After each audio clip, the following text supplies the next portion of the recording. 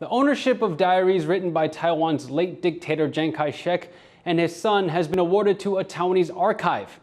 That's after a court ruling in California earlier this month. The decision ends a decades-long legal battle between Stanford University, Taiwan's government, and members of the Jiang family.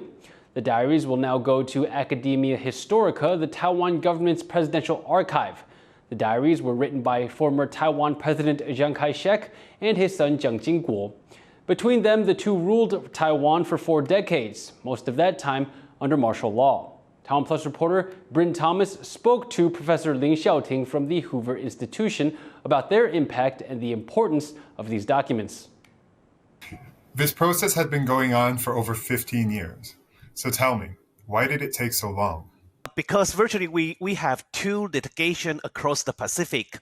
One in the United States starting from 2013, and the other one starting from 2015 in Taiwan.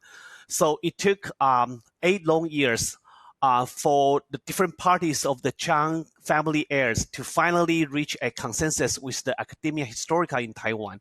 And then the U.S., federal court in the United States then just follow suit.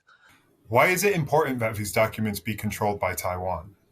I mean, these are the personal diaries and the presidential papers for the 2 top leaders of Taiwan.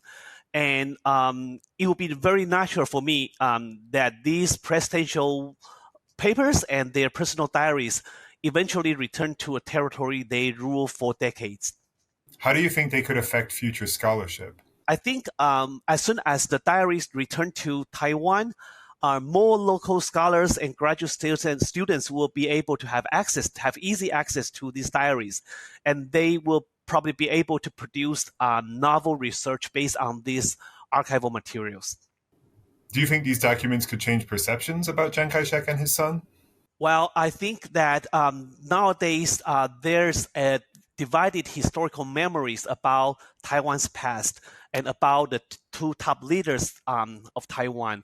I do hope that by having easy access to their personal diaries and to the inner thought of their ideas about how the government should move forward and how the policy should be formulated, people will be able to have a better sense about what are on their minds and then why they made the decisions.